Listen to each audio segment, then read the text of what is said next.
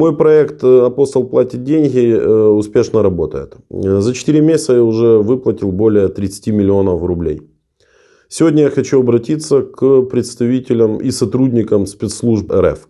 В частности, к ГУ ГШ, в простонародье ГРУ, к ФСБ, к службе внешней разведки и, в принципе, к любым военным, которые работают с нашими предателями. Меня интересует информация о предателях среди силового блока нашего. Очень интересные люди из СБУ, ГУР, службы внешней разведки, полиции. В принципе, о любых людях в погонах, которые предали нашу страну и сливают вам информацию. За подобного рода людей я заплачу от $500 000 рублей. Плачу на карты банков РФ или в криптовалюте. Сумма может быть очень большая, в зависимости от уровня человека, которого вы дадите.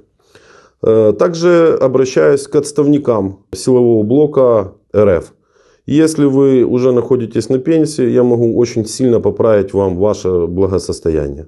В принципе, все по классике. WhatsApp, он в приоритете для общения. Telegram, куда можно написать. Также здесь появится электронная почта и этот Telegram-канал.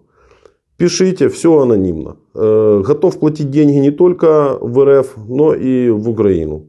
В виде доказательств меня интересует переписка, звуковые файлы, голосовые сообщения, фото документов, куда вы платите, как вы платите. Информацию проверять будут от недели до месяца. Суммы большие, поэтому нужно будет подождать. Пишите, пообщаемся. Че, не веселый такой? Не, веселый. Веселый? Да. Не улыбаешься, если веселый? Еще не улыбаешься, если веселый? Не знаю. Не до улыбок? Нет. Сколько тебе лет? 23. Тому 19, знаешь? Да. Кадровый военный? Нет. Мобилизованный? Контракт. Даете ли вы добровольное согласие на запись и публикацию нашего интервью? Да. Говорите тогда более внятно и громко. Хорошо. Потому что даже я плохо слышу это. Контракт. Фамилия, имя, отчество, дата рождения, откуда вы?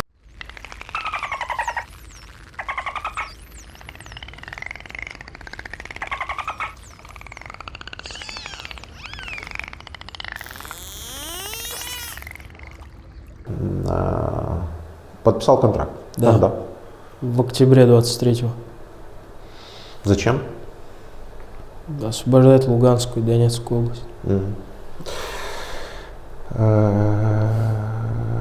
Откуда появились мысли про то, что это необходимо прям сделать? Ну, я учился с ребятами, которые были беженцы с Луганска. Угу. Они тоже пошли освобождать свою область? Да. И вы пошли с ними освобождать область? Понял. Короче, это чисто было желание, да, освобождать. Да. Дальше что было? Куда отправили? Дальше в Воронеж, в лагерь на подготовку. Так, дальше. Потом в Луганскую область, в Марковку. И уже через 2 недели на позиции пошли. Ага, там что было? Там были боевые задачи уже. А в составе какого подразделения? 25-я штурмовая бригада. Угу. Можно про боевые задачи подробно? Да, освободить деревню. Какую? Синьковка. Так. Действовали в составе групп и небольшими группами продвигались к деревне. Угу. У нас это 3 месяца занимало. Угу. Потери были? Да. А можно рассказать про ситуации, которые происходили? Именно какие задачи? Да, ситуативно, да, что происходило. Вот шли туда, было столько человек, погиб тот затрехсотился, того затрехсотили, как-то так. Так как у нас в подразделении были разные возраста, начиная от 19 и заканчивая 50 годами, то есть силы не у всех были равны и было много потерь. Ага. Потому что люди некоторые не могли даже дойти до позиции. Ага. С этим было много потерь, но когда заходили на позиции, оставались там, наверное, единицы от группы. Угу. И кое-как закреплялись на позициях уже. Ага, понял. Ну а столкновения какие-то боевые?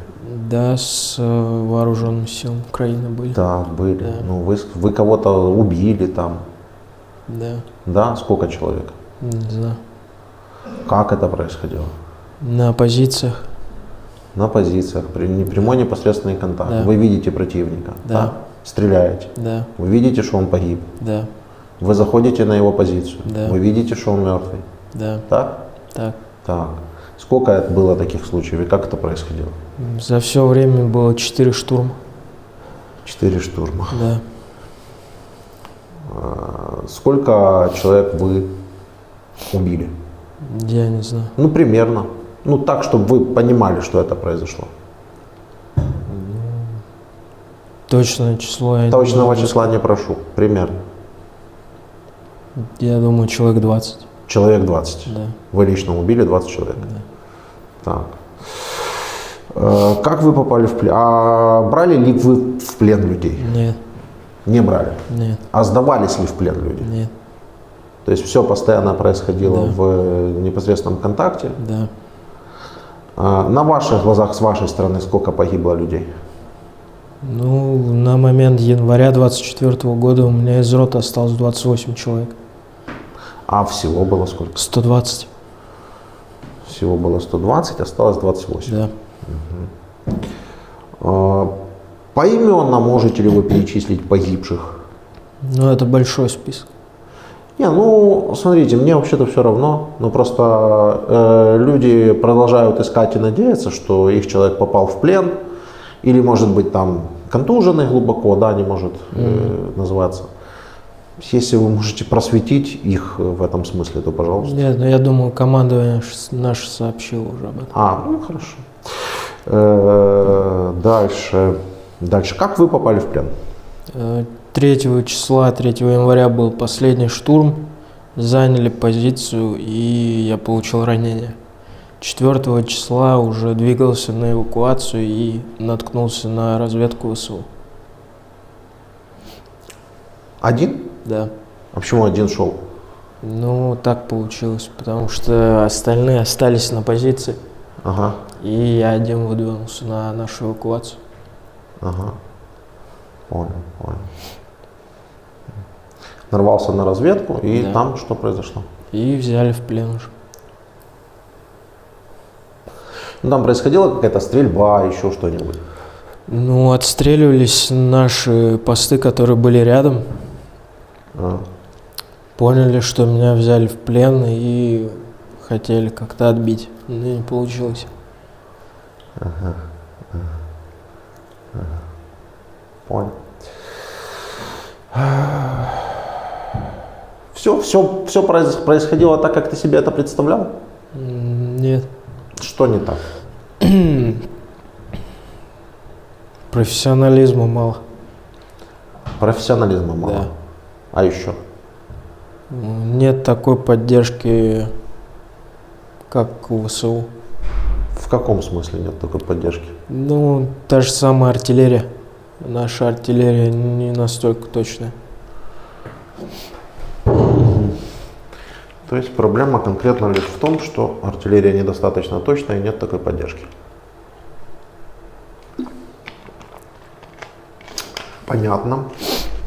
Мнение по поводу защиты Донецкой и Луганской области изменилось как-то? Нет. Не изменилось. А что в 2014 году в Донецке делал такой себе Гиркин Стрелков? Не знаю. Не в курсе. Нет. Что вообще российские военные и добровольцы делали в 2014 году в Луганской и Донецкой областях? Что наши войска, я не знаю, там делали. Не знаете. А вы этим интересовались? Нет. А что если получится так, что именно ваша страна развязала эту войну в 2014 году, и вы в 2023 Да. году пошли воевать и убили 20 невинных человек, которые воевали на своей земле и защищали свою землю? Это были военные люди, такие же, как и мы. Да, я понимаю. Мы мирных людей не убивали, ни женщин, ни детей, ни стариков. Я понял, я говорю о невинности людей. О том, что это невинные люди, которые защищали свою землю. В 2014 году, вот просто приведу пример, мне было 14 лет, я учился в школе, и к нам пришел с Луганска парень, ему было 14 лет на тот момент. Так, Он пришел из школы, его дом был разбит так, снарядом, так. и вся его семья погибла. И я не думаю, что если бы это были российские войска, он бы вернулся, пошел бы в Россию. Нет, я не так задал вопрос. Как вы думаете, а что если это именно Россия развязала эту войну на Донбассе, в результате которой погиб этот человек, погибла его семья и был разрушен его дом? Я так не думаю. Знаете, я вам покажу несколько эпизодов. Вам следующие слова, которым вы охарактеризовали как конфликт на Украине. Спусковой крючок войны все-таки нажал я. Если бы наш отряд не перешел границу, в итоге все бы кончилось как в Харькове, как в Одессе. Было бы несколько десятков убитых, обожженных, арестованных. На этом бы и кончилось. Это мои слова, я их сказал Проханову еще в 2014 году, да. И в принципе в них содержится правда. Я говорю то, что считаю правдой. Действительно, если бы наш отряд не пришел на Донбасс и не стал бы ядром сопротивления, ядром русской весны на Донбассе, то, скорее всего, без этого ядра русская весна была бы подавлена в Запад.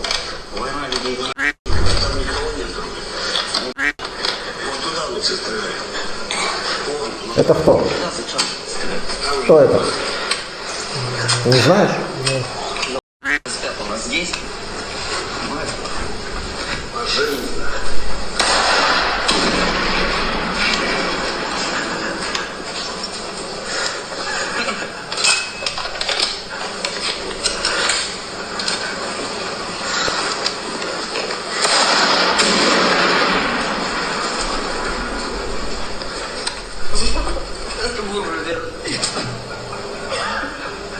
просыпается, ребята. А? Дрочить мы долго будем. Оператив позитив. Можешь что-нибудь сказать о увиденном? Нет, Прокомментировать можешь как-то? нет. Что ты увидел? Моторол, Что он делал? ну, выпускал ВОГи Где? из подствольника. Написано Донецк, Так. жилой квартал. Ну, он там и воевал. Ну, логично, Да. что он там. Куда могли прилетать эти воги?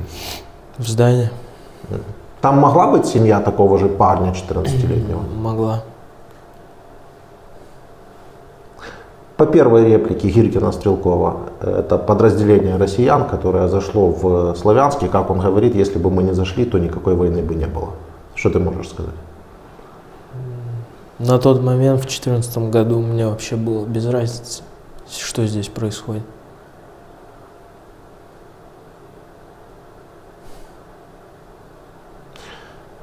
Что ты можешь сказать по реплике Гиркина-Стрелкова, это штатный сотрудник ГРУ РФ, который утверждает, что их подразделение зашло в Украину, если бы оно не зашло, то никакой войны бы не было. Была бы гражданская война. Это ты уже сам себе додумал? Да. Утверждаю, не было бы никакой гражданской войны. Потому что этот человек, в отличие от тебя, немножко понимает, о чем он говорит, и он так и говорит, что было бы как в Харькове и как в Одессе. Несколько десятков убитых, обожженных, арестованных. На том бы все и закончилось. Как, в принципе, и борются с терроризмом в любой стране, пока не вторгается чужая страна, другая страна, не вмешивается в эту ситуацию. Как вмешалась Россия, начиная с Крыма.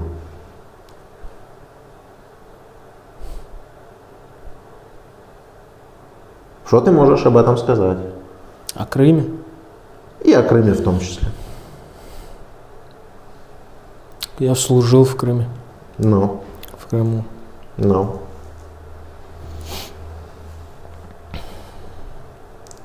В Крыму тоже гражданская война была? Нет, А что там было? просто забрали Крым и все. Забрали вооруженным путем. Не знаю, вооруженным я не слышал. Ну, российские войска принимали участие в оккупации и аннексии Крыма или нет? Нет. Нет. Насколько я знаю, нет. Понял? Значит, Крым не является никакой спорной территорией. И Россия давно признала границы сегодняшней Украины. Это были российские солдаты или нет? Это были местные силы самообороны. За спиной сил самообороны Крыма, конечно, встали наши военнослужащие. Я не скрываю. Конечно, это факт, мы никогда его не скрывали. Наши вооруженные силы, прямо скажем, блокировали вооруженные силы Украины, расквартированные в Крыму. Что ты можешь об этом сказать? Ну, значит, так оно и было. Что так оно и было? То войска наши зашли в Крым вооруженные. Так принимали российские войска участие в аннексии и Ну, оккупации если Крыма или нет? верить вот этому видео, то да. А есть повод ему не верить? Возможно. Это же дипфейк? Ну, пройдя вот через все окопы, которые я видел, я теперь стараюсь многому не верить. Как бы я не утверждаю, что нужно верить или не верить, можно было просто поинтересоваться. И найти эту запись в открытом источнике. Нет, я понимаю. Плюс и есть еще медаль за возвращение Крыма, называется, которая вручается российским солдатам. Так они участвовали или не участвовали? Получается, участвую. Короче говоря, суть в чем? Российская армия, начиная с Крыма, потом Донецк, Луганск, да, вторгается в Украину, начинается война. Так? Ты решаешь в этом поучаствовать. Скажи, пожалуйста, чем ты отличаешься от нацистов? Мы не трогаем мирное население, и мы не претендовали. Трогаете мирное население? Нет. Трогаете мирное население? Лично наш вот отряд, в котором я служил, мы не трогали. Мирное население, ни стариков, ни женщин. Не все нацисты трогали мирное население тоже. Хорошо, давай так. И мы не посягаем на чужие территории. Не посягаете на чужие территории? Нет. Я говорю конкретно про наш отряд. Я не говорю про всю армию в целом. Потому что я не знаю, как там все на Ну, самом вы шли штурмовать что, свои территории, что ли? Луганская, Донецкая Так это область. ваши территории? Ну, никто не заставлял Луганск и Донецк присоединяться к России, входить в состав России. В смысле, никто не заставлял? Они же добровольно вошли в состав России. Кто именно Луганская, добровольно? Донецкая Кто область. именно добровольно вошел? Вся Луганская и Донецкая область. Население Луганской и Донецкой области? Да. Какое население Донецкой и Луганской области? Мирные жители. Население, количество. Не знаю. Откуда ж ты знаешь, что вся? А как насчет кто тех, которые захотел? выехали в Украину? Кто захотел. Да? Кто-то выехал в Украину, кто-то приехал в Россию. А Не вот, от хорошей жизни, я считаю. Да, а вот жители Мариуполя от хорошей, вот это вот Мариуполь, да, был. А вот это вот после того, как вы зашли его освобождать. Думаешь, все жители Донецкой области, это Донецкая область, хотели, чтобы так случилось? Нет. Ну, так что ты за них говоришь? Как же ж ты не посягаешь на чужую территорию, если ты на территории чужой страны карту хоть раз в жизни открывал, видел? Ты на территории чужой страны, как же ж ты не посягаешь?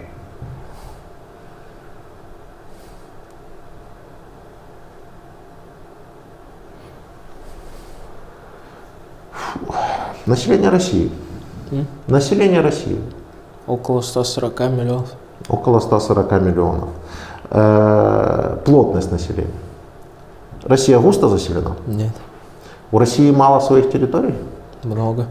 Ну. А зачем же вам еще другие территории? Ну хорошо, давай, логично. Допустим, есть какая-то часть луганчан, которые хотят в Россию. Ну заберите их в Россию. Ну, какая-то часть пришла в Россию. Ну так заберите остальных. Они же вам сильно нужны, вы хотите их У них спасти. здесь дома остаются. М? У них же здесь Постройте дома. там им дома. Ну я же только что показал Мариуполь. Там же тоже были дома. Да. Ну, так зачем это все нужно? Заберите их в Россию. Кто хочет, тот идет в Россию. Ладно, вопрос следующего характера. Тебя сейчас вернут по обмену, ты снова пойдешь, наверное, воевать? Я не знаю. Ну, если скажут идти, пойдешь же? Да. Да, все понятно, говорить тут не о чем. Говорить тут совершенно не о чем. Ответ твоей мамы.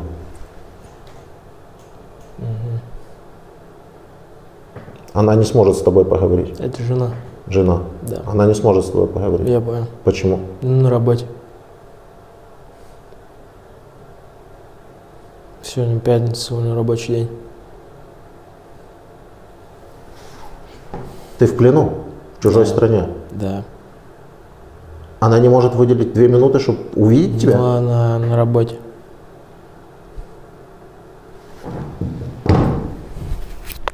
Иди.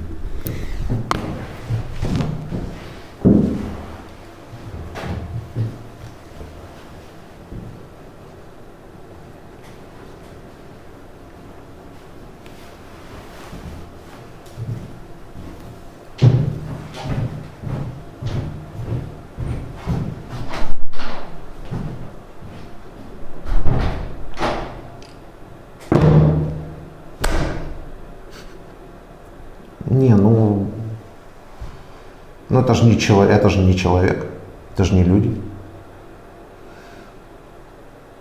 Пока не знаешь. Пока ясно. Ну, даешь добровольное согласие на запись и публикацию? Ну так-то почему бы и нет? Интервью.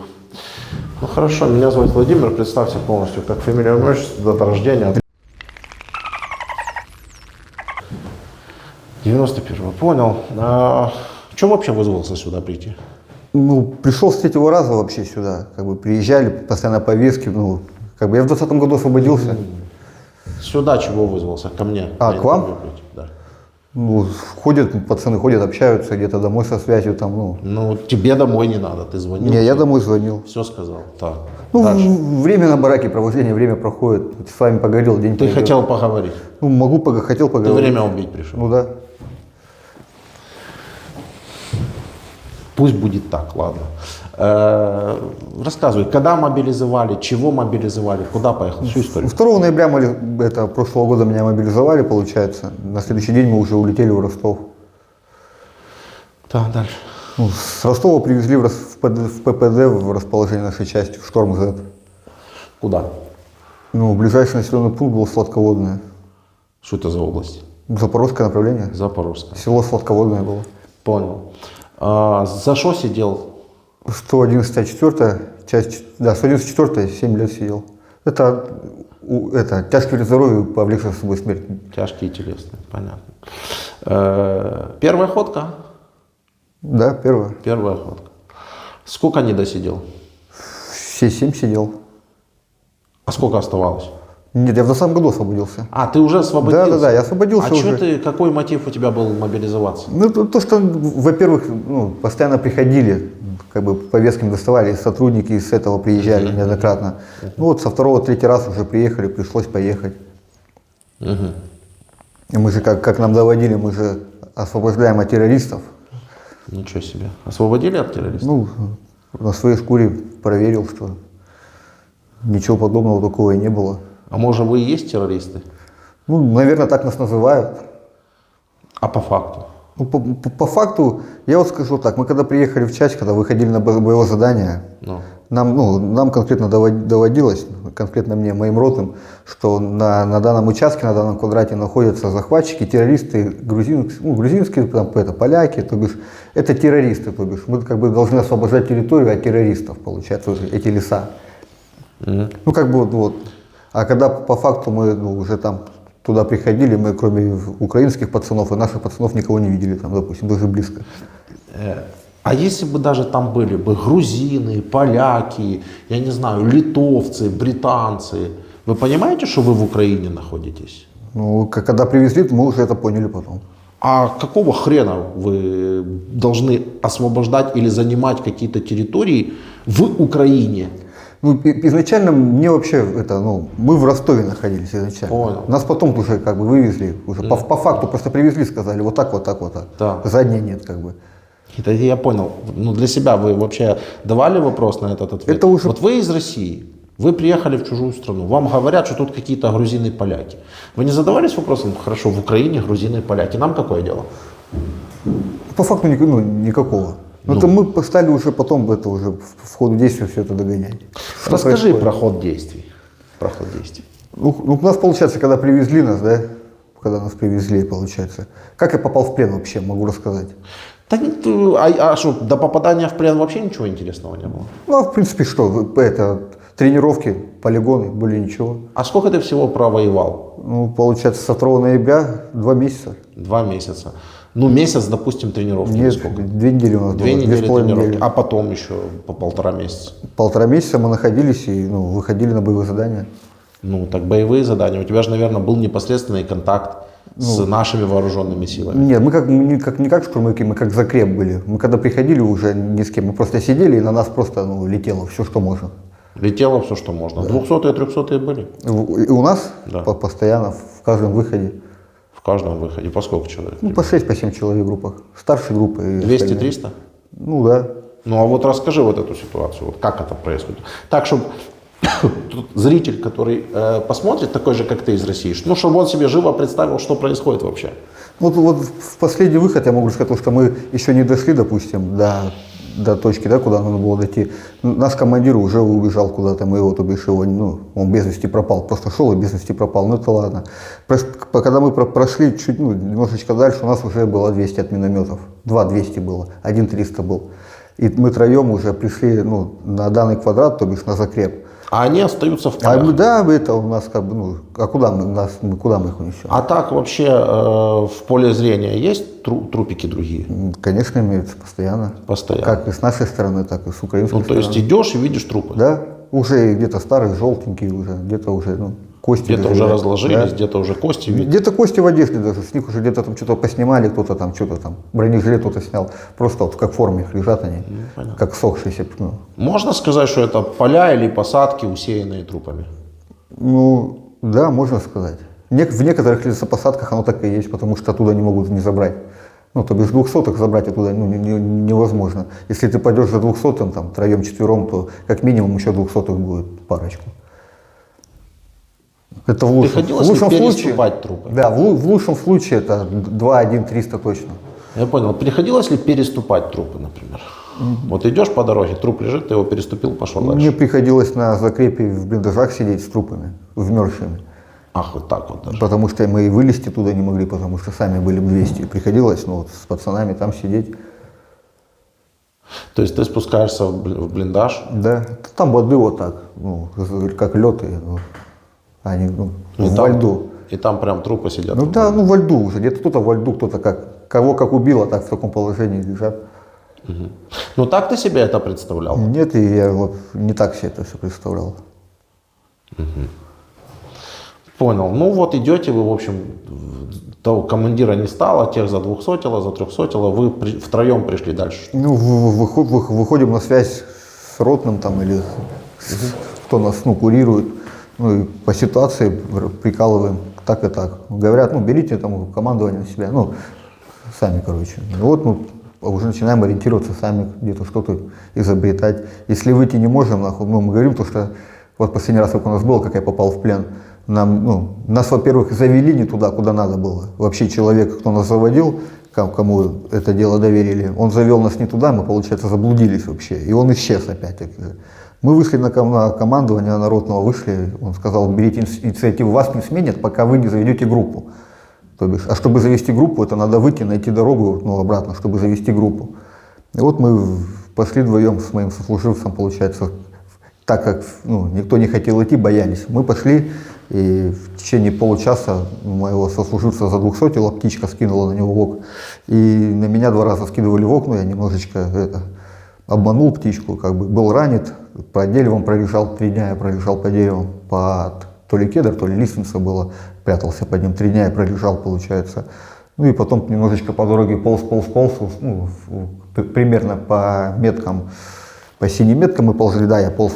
Ну, слышал в блиндажах разговоры, на русском языке услышал разговоры. Немножечко подполз и потерял сознание, так как обезвожен, уже был, крови много потерял тоже. Это сколько ты полз по времени? Ну, получается, 4 дня мы просидели вообще без воды, без еды. Так, и 3 дня я вообще под деревом пробежал раненый. Пойдет. И пришел в себя, были украинские солдаты, пацаны передо мной. Как бы они обработали мне руку, ногу, ранения, дали горячего чая, накормили меня, как бы и сигарет дали. Ну, сказали, что не переживай, никто тебя там обнулять не будет, никто тебя трогать не будет. Но это нацисты были вообще? Нет, это были украинские солдаты. Молодые пацаны. А у вас же говорят, что у нас тут нацисты сплошь и рядом. Ну вот я и убедился на собственной шкуре, как бы проверил, ни одного нациста я там не видел, по крайней мере. Может, кто-то и где-то там кого-то и видит, но лично я не видел. Не, где-то кто-то кого-то видит, я тебе могу сказать, кто видит. Соловьев видит, Скобеева видит, Симонян видит. Они их видят постоянно, даже во сне, наверное, они их видят. Ну и вот то, что им снится, они рассказывают по телевизору потом. Ну, если бы они съездили бы сюда бы хоть разок бы. Куда, на штурм сходили? Ну да, хотя бы чуть-чуть поближе бы. Я думаю, мировоззрение у них бы изменилось бы по этому поводу. Ну, это, пожалуй, единственные россияне, которых я реально могу сюда пригласить. Приезжайте, да, серьезно, приезжайте, походите, посмотрите. Ну, потому что, ну, как бы, срут-то они в голову вам порядочно этим, историей. Получается так. А люди-то ведутся. Люди ведутся, потому что люди ж не приезжают сюда, они ж не видят этого всего. Да. Вот и все. Попал в плен и попал в плен. Да. Дай бог, ну как бы дай бог здоровья нахуй пацанам, тем, которые меня другие бы, как бы, ну, все равно бы, как ни крути, я враг для них был на тот момент. Нет, ты же обменный фонд, ты не понял. Тебя никто не любит, и никто не хочет за тобой там заботиться и все такое прочее. Я тебе могу дать твою форму российского военного, вывести тебя на улицу, тебя тут на молекулы разберут. Вопрос не в этом. Люди гражданские, они разберут на молекулы, потому что ваши ракеты в нас летят. А пацаны на передовой, они просто понимают, что тебя можно поменять на такого же нашего бойца, и ты обменный фонд. Тебе надо сохранить жизнь. Все. То есть, как бы это логично, просто и понятно. Но по сути ты оккупант. Ну, по сути дела, так и получается. Оно не получается, понимаешь, оно не само собой где-то там как-то, не зависит от тебя, получается. Это просто факт, ты сделал такой выбор, ты пришел в чужую страну как оккупант. Ты пришел при том, что даже это запорожское направление, да. Вот когда там идут рассказы, мы там будем защищать Донецк, Луганск, у тебя-то запорожское направление. Ну вот, приехав сюда, я очень сильно пожалел, и дай бог Господу, то, что я остался жив здесь. А вообще, как ты оцениваешь шансы остаться в живых? Шансы? Да, вот при тех тех раскладах, которые ты видел. Находясь на передовой, когда на передке был? При тех ровно раскладах, что ты видел своими глазами. Если честно, там шансы очень маленькие. Мы каждый день, когда открываешь глаза, и как бы ты понимаешь, что через полчаса-час ты можешь, просто это последнее твое времяпровождение твое. Это не та война, которая была, допустим, там вторая, там даже, допустим, взять там Сирию, там Афганистан, эта война немножечко она другая. И там, я не знаю, если на передке пацаны живут, то не очень долго. Так, и глобальный вопрос, не знаю, ответишь, не ответишь. Зачем это нужно вашему президенту? Задаю вашему президенту просто потому, что именно он объявил все то, что сейчас происходит. И как думаешь, зачем это нужно ему? И там верхушки власти, не знаю. Без комментариев можно оставить этот вопрос. Хорошо, этот вопрос без комментариев. Просто я не задавался этим всем. Не задавался. И даже если что-то я это самое, я все равно правда, никто об этом не узнает. Да ладно. Я думаю, так. Хорошо. А правда с точки зрения обыкновенного россиянина, зачем вам это нужно? Нам это вообще ни к чему. Я считаю, что у России все есть, чтобы жить мирно. Согласен, соглашусь. У России все есть для того, чтобы жить, процветать, растить детей и т.д. и т.п. Но тем не менее он же объявляет вот эту вот так называемую спецоперацию. Объявляет. Значит, зачем-то нужно. Давай абстрагируемся. Украина, Россия, вот эта война вообще. Вот просто одна страна нападает на другую страну. Зачем? Ну, преследуя какие-то, видимо, цели. Ну, какие это могут быть цели? Чисто вот теоретически. Какие цели? Не знаю, я с политикой немножечко не... Не, я же уже говорю, я даже вот от этой войны мы не об этом говорим, да. Вот вообще просто, вот одна страна нападает. Ну, из-за какого-то, видимо, конфликта какого-то, из-за ресурсов, из-за бизнеса, может быть, какого-нибудь. Угу. Конфликты ж разные могут быть. Мы все равно правду не узнаем. Хорошо, давай попробуем, не узнавая правды, чисто вот я вот цитату одну поставлю, и ты скажешь, что ты об этом думаешь. Окей? В наши планы не входит оккупация Украины. Смотри даты. Мы никому и ничего не собираемся навязывать силой.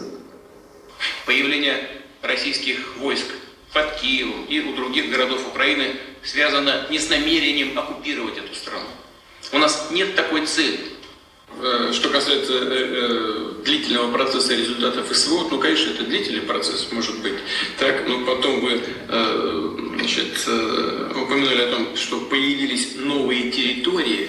Ну вот и такой все-таки значимый результат для России.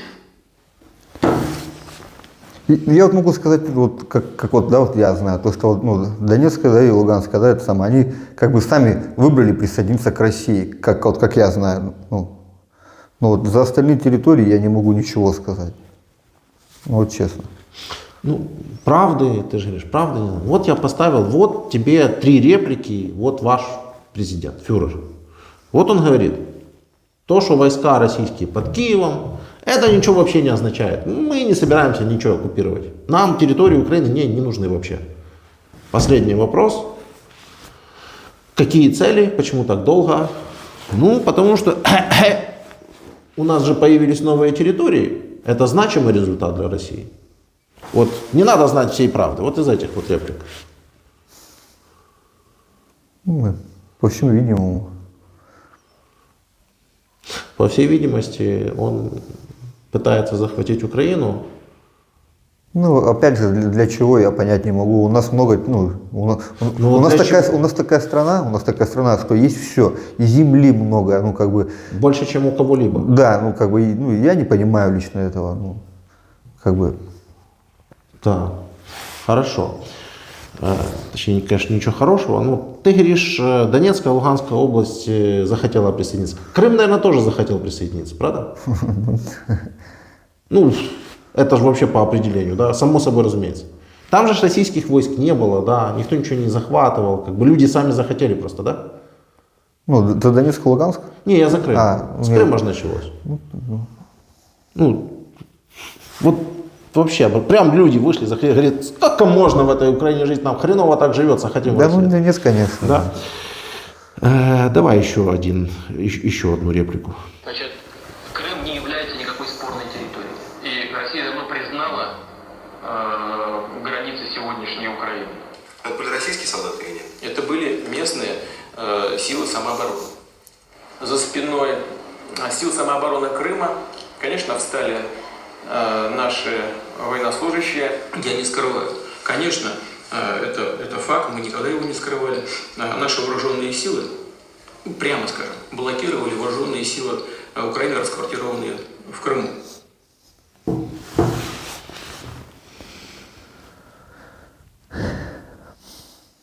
Мне нечего сказать, вот, честное слово. Не, у меня просто вопрос. Идти к Донецку и Луганску, показывать тебе, объяснять, что они не совсем сами захотели.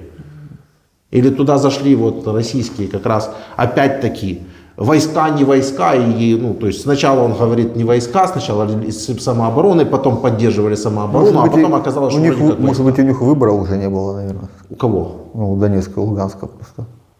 Это близко к правде. Это близко к правде. В принципе, после того, как заходят российские войска, или войска любой другой страны, на территорию страны, тот, кто не убежал, а убежали люди очень многие, уехали. Им пришлось. Ну, им, наверное, тем, которые остались, приходится говорить, да, мы...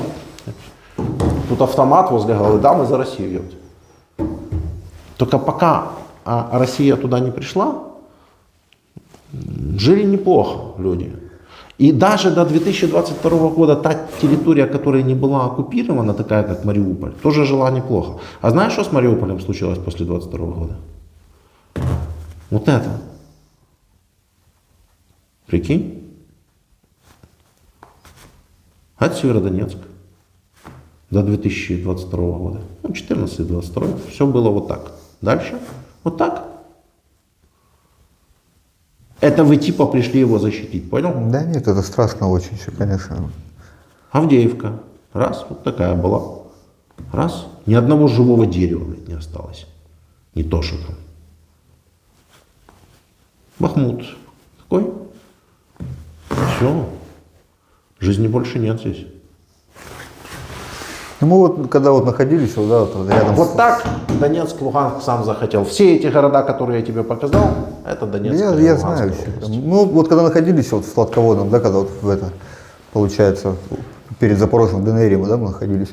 И, ну, мы ходили так вот, когда гуляли, там, интересовались, потому что там молодежи много было, там, ну, как бы, ну, как вам жилось при Украине, ну, мы просто, ну, нам интересно было, мы сами, ну, молодые пацаны, нам интересно было да, проявить да. интерес.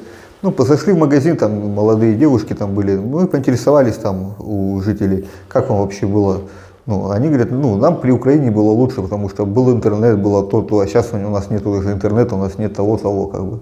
Ну, это очевидно, они говорили как есть. Ну, нам жилось лучше при Украине, у нас, говорит, хоть дома интернет был. Сейчас у нас ничего, у них даже магазинов сейчас там нету. Интернет это аргумент весомый. Но я могу в большем масштабе, да, этот аргумент. У них была спокойная жизнь.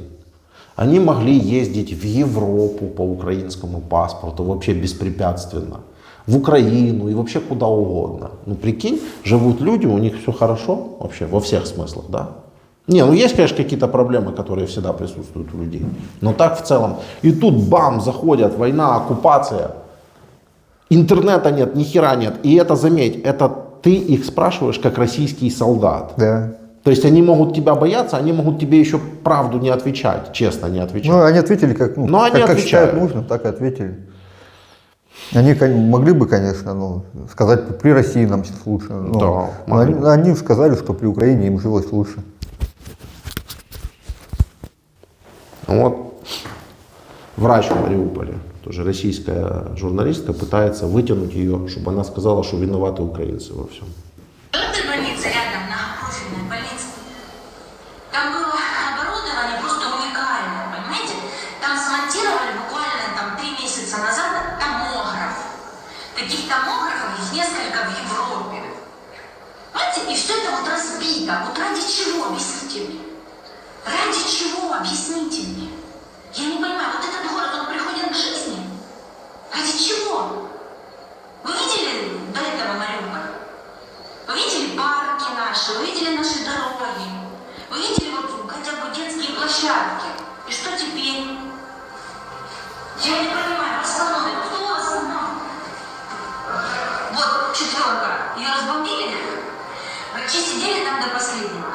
Потом уже ушли, потому что уже не смогли. Все. Там о том, что я точно знаю, там погибло 3 врача.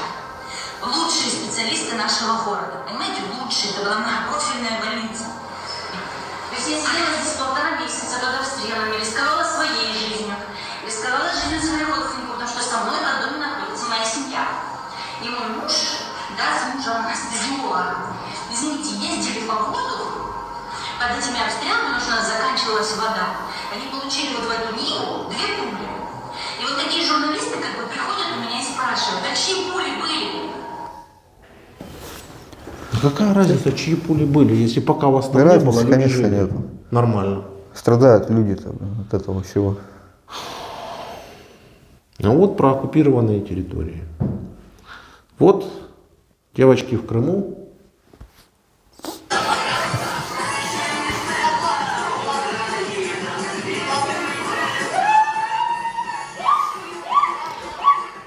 Это как они называются? Аниматорши, короче. Они там вообще от политики далеки, они просто станцевали под песню.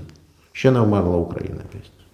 Я Подлецкая Анна Алексеевна, Борисенко Елена Артемовна, Пульшкина Мария Викторовна. У всех граждан Российской Федерации мы просим прощения за наш необдуманный проступок, который мы совершили в городе Алушта, в аквапарке, 8 августа в 12:40.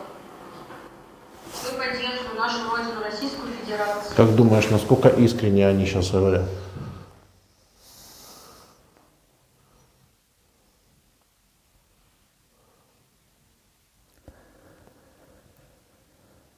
А вот парнишка шел по Крыму. Вы не боитесь контрнаступления? Мы за Украину. Вы не боитесь контрнаступления? Мы за Украину. Понял свою глупость. В первую очередь извиняюсь перед гражданами Российской Федерации. Извиняюсь перед страной. Ну, конечно, отреагировали быстренько. Как думаешь, насколько он искренне извиняется? Ну, конечно, спецслужбы прихватили. Блин. Так вот, если говорить про нацизм, про военную диктатуру, то вот это вот она как раз и есть. И точно так же на всех оккупированных территориях люди вообще абсолютно не в кайфе от того, что вы там. Но говорить они прям громко и заявлять, не могут, потому что придут и будут у них проблемы. Ну, дай бог, люди придут в себя вышестоящие, да. Все это закончится рано или поздно. Чем быстрее, тем лучше. Понимаешь, может там и так, но вот это вот пейзажи из России. Мы вас ждем в России. Здесь большие возможности откроются для вас. Здесь осуществится ваша вся мечта в жизни.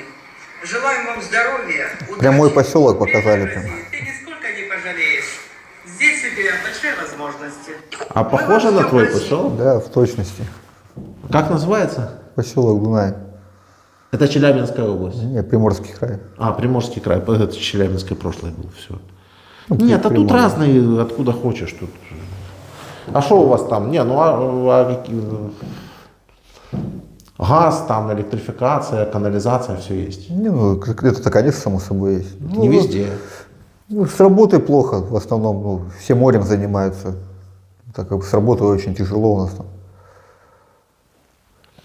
А вот как мне, если особенно, как вот я вот судимый, да, я вот приезжал, так-то по профессии сварщик, экскаваторщик, монтажник технологических трубопроводов, я никуда не могу устроиться, потому что у меня, я судим, хоть бы я там и специалист, там, и такой, там, я судим, меня, очень трудно мне. Единственное, что мне сказали, вот я пришел на хороший завод, там, подал документы, все, мне сказали, максимум, как вы можете работать за 15-20 тысяч, это грузчиком по своей профессии. Не, я веду просто к тому, что вам бы собой бы заниматься бы, своими проблемами, как бы, было бы нехерово. А вот, еще только покажу вот этих вот коллаборантов, которые, типа волонтеры российские, вот что они говорят. У них стрим был, и вот они говорят. Момент такой, дело в том, что много информации сливают местные, которые там. И сливают ее, вот сколько ездим туда, общаемся, я хочу сказать, что вот эта Запорожская, Херсонская область, там, у меня создается впечатление, что 70% они против нашего русского мира, они против нас. 70%, даже не 50%. Даже бывает часто такое, что вот в Запорожской области ты можешь заправиться на 3-й заправке. На 2 заправках выходят и посылают Путину заправляться на чисто таком западном украинском языке. Вы понимаете, о чем речь идет? И поэтому там люди, которые будут сливать эту информацию, и даже вот как там дедушку какого-то с бабушкой, вот буквально недавно все это было. Вот я до мозга костей украинец, и я буду украинцем, и мне этот русский мир никуда не нужен. И поэтому я буду только за Украину. Вот, понимаете, тут ничего не сделаешь. Все, народ поделился, что у них там в головах, кто как хочет жить, это вот. И поэтому предателей там очень много предателей.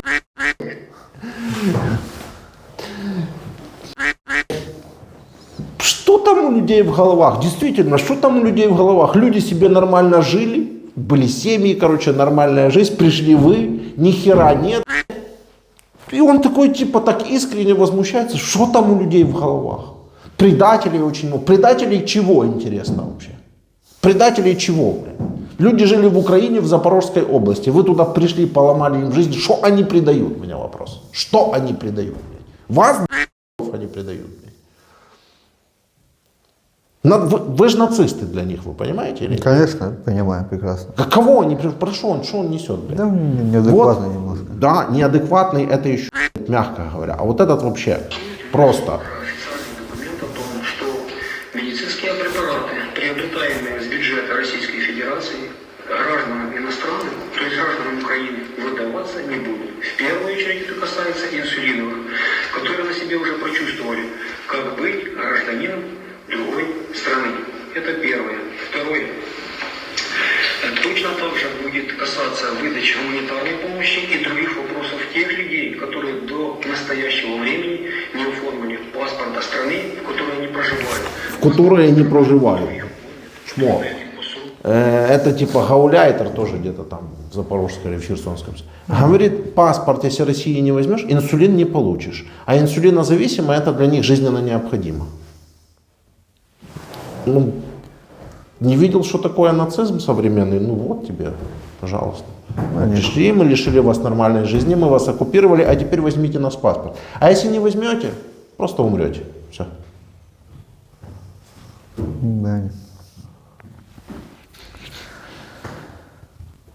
Поскольку звонка у нас нет, то я решил как-то хоть пару видосиков для аудитории. Конечно, все это уже много раз видели, но что-то кто-то не видел, что-то кто-то не понял, что-то кто-то может кому-то показать.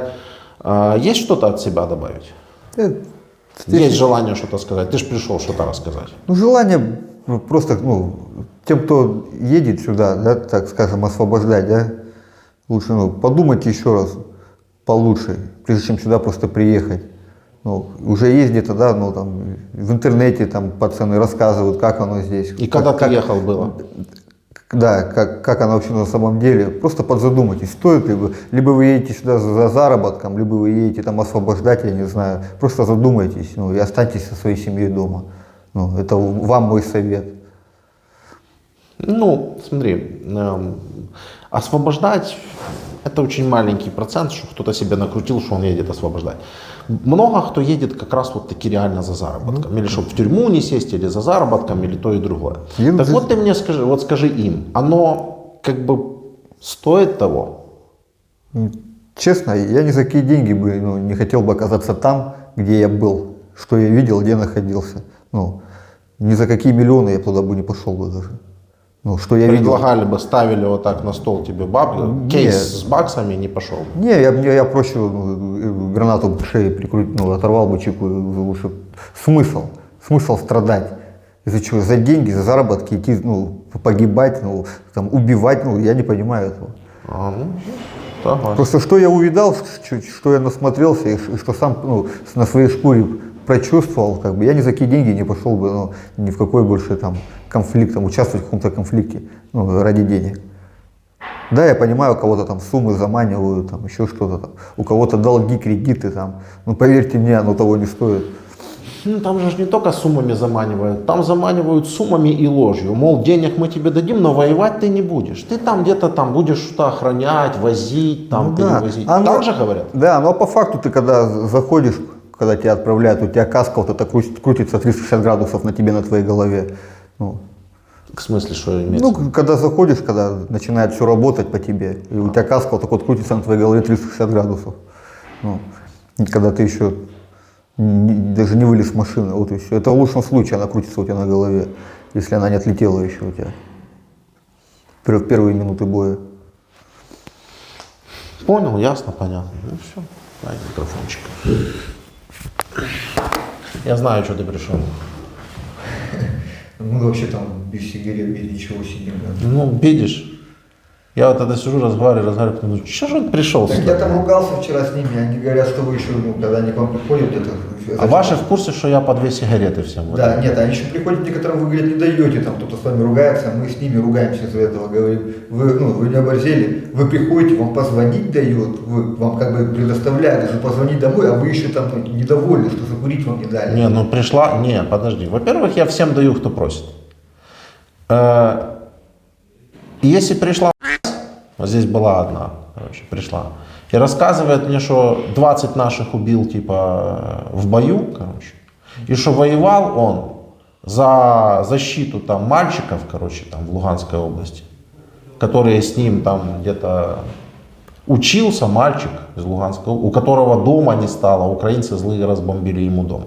А я ему начинаю показывать, говорю, а что ж вы там, ваши войска в Луганской области делали с 2014 года? А тебе не кажется, что если бы таких, как ты, здесь не было, то и проблем бы у этого мальчика не было, и ни у кого бы не было? И он типа такой, не, я все, я типа за это вот. Он не здраво, видимо, не Меня вернут обратно, я его спрашиваю, тебя вернут обратно, тебе скажут снова эти людей убивать, ты снова пойдешь? Да, я снова пойду. Это при том, что у него тоже там рота, там 120 с лишним человек, осталось там человек 15, короче, ну то есть все то же самое он видел, да. Но он убежден, что вот это вот все, что оно происходит, оно все правильно происходит. То есть Россия все делает правильно, только чуть-чуть бы технически бы еще подтянуться, да. То есть плохо не то, что убийства идут, да, а плохо то, что они убивают нас недостаточно хорошо и недостаточно в большом количестве. Ну ты думаешь, я ему дам сигарету? Нет, конечно. Это поведение живого. Неважно. Иди просто, ну и все. Я просто говорю, вот, дай бог, что вам даже позвонить дают, а как бы предоставляется такая возможность, а вы еще недовольны, сигарет вам не дают. Ну, не, извините за выражение, мы не говорю, нахуй. Согласен. Так, то нет, ну что, я... В какое время бы вы, говорю, в яме сидели, а не на шконках, как бы, ну... Вот. Книжки, документы, правила, цивилизация. А то, что я могу дать сигарету, да, человек, типа, искренне, если я вижу, что он со мной поговорил, и он не пытается рассказать мне небылицы, ну, на, покури. Спасибо. Нет проблем.